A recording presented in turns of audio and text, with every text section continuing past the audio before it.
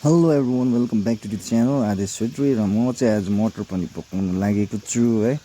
आज चाहिँ म सब्जी पकाएको भिडियो लाउनु मन पऱ्यो। चाहिँ सब्जी पकाएको भिडियो लाउँदैछु। अन्त मेरो मिसेस चाहिँ यहाँ छ। उहाँले चाहिँ पहिला भात टेकाइहाल्छु भने होइन, अन्त यो थिच्चेन अरे, मलाई थिसी माग्दै थियो। अलिक इन्डक्सन बिग्रेको छ र चाहिँ थिचिदिएको है। अन्त थिच्दा थिच्दा पनि भएन, बल्ल बल्ल भयो। त्यहाँदेखि चाहिँ म पनि अब टक्कै टमाटर प्याज काट्नुपट्टि लाग्छु है। अन्त यस्तो घुमेर हेरेँ, अन्त टमाटर प्याज पनि काटिसकेँ मैले। कम्ती छ होइन, सब्जी कम्ती नै काट्नु पऱ्यो ठिकैले। अन्त भातको सिटी पनि लाग्यो, अब चाहिँ मेरो हुन्छ मटर पनिर पकाउने टाइम। मैले कराई झिकेँ, इन्डक्सनको लागि कराई, इन्डक्सनकै कराई हुन्छ होइन। अन्त भात चाहिँ टिपेर राखिदिएँ। अन्त अब चाहिँ मेरो कराई टक्कै टेकाउँछु होइन। त्यहाँदेखि चाहिँ यसमा तेल हाल्नुपर्छ। अन्त मेरो बुढी र आमा चाहिँ त्यहाँ बसिरहेको हुनुहुन्छ है। अन्त मैले त्यहाँ चाहिँ मेरो साथीसँग भिडियो कलमा बोल्दै रहेछ। साथीले अन्डा देखा भनेको देखाउनु पनि मानेन। अन्त मैले चाहिँ तेल हालेर म पनिर फ्राई गरिदिएँ। तेल बेसी हाल्नु पनि वेस्ट हुन्छ है, अब कस्तो महँगो छ होइन अहिले सामानहरू। अन्त पनिर चाहिँ फ्राई गर्दैछु म चाहिँ अब है। त्यहाँदेखि चाहिँ मैले पनिर चाहिँ फ्राई हालेर पनि सकेर निकालेँ है।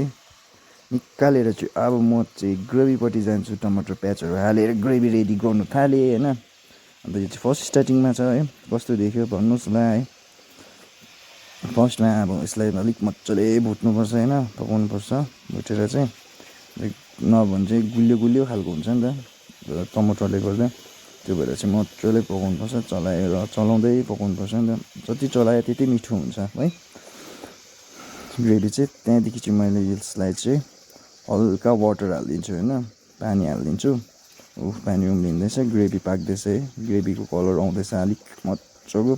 त्यहाँदेखि चाहिँ खानु पनि मजा आउँछ। यसलाई चाहिँ मैले 2 खेप पानी हालेर मजाले पकाएको थिएँ होइन। अब चाहिँ पकाइसकेर 2 खेप पानी हालेर पकाइसकेर यस्तो मजाको भइसकेको छ। तपाईँलाई म ग्रेभी देखाउँछु है। ग्रेभी चाहिँ यस्तो खालको हुन्छ है। अब चाहिँ यसमा चाहिँ फेरि पनि वाटर डाल्नु पडेगा है। वाटर डालने के लिए वाटर लेना पड़ेगा। अभी चला रहा हूँ तो कैमरा उधर हो गया है।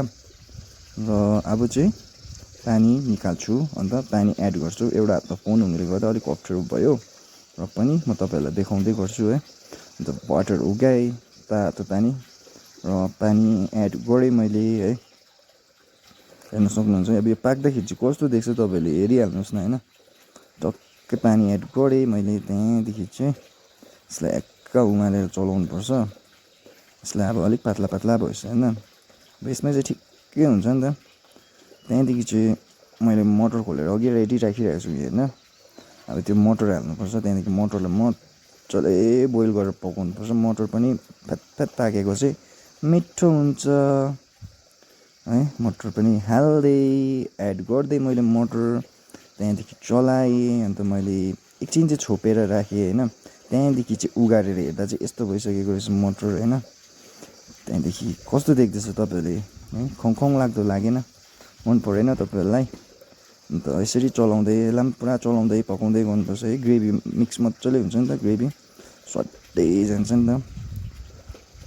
त्यहाँदेखि पनिर पनि एड गरिदिएँ। मटर पाकिसकेको थियो, मैले 2 खेप पकाएँ। भिडियो मैले गरिनँ त्यसै होइन। पनिर पनि एड गरिदिएँ। मेरो ग्यास सक्यो, यो चाहिँ इन्डक्सन बिक्री गयो। अन्त मैले ग्यासमा टेकाइरहेको छु अहिले फिलहाल चाहिँ। इन्डक्सनै बिग्रिदिएर अन्त मैले पनिर एड गरेँ। अन्त यसलाई फेरि पनि वाटर एड गर्नुपर्छ है, पानी हाल्नुपर्छ।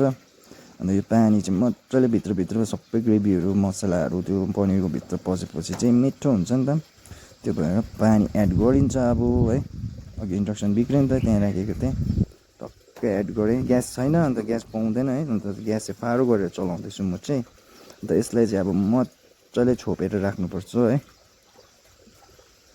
चलाएँ है। खास पानी हालेपछि चलाउनु हुँदैन, तर पनि मैले बेसी अलिकति चलाइ पठाइहालेँ होइन। अब छोप्छु टक्कै। अब चाहिँ निकालेँ मैले। मेरो मटर पनिर चाहिँ यस्तो भयो। तपाईँहरूलाई कस्तो लाग्यो? मिठो लाग्यो कि लागेन हेर्दाखेरि है? खाँदाखेरि त ओभरै स्वादिष्ट थियो नि। मैले यो बेलुका पकाएको थिएँ। अन्त अहिले चाहिँ भिडियो हाल्नेको है। बेलुका चाहिँ भ्याइन। त्यसो भन्दै आजको लागि मेरो यो भिडियो यतिमै अन्त गर्न चाहन्छु। बाई बाई साथीहरू, हेरिदिनु भएकोमा धन्यवाद।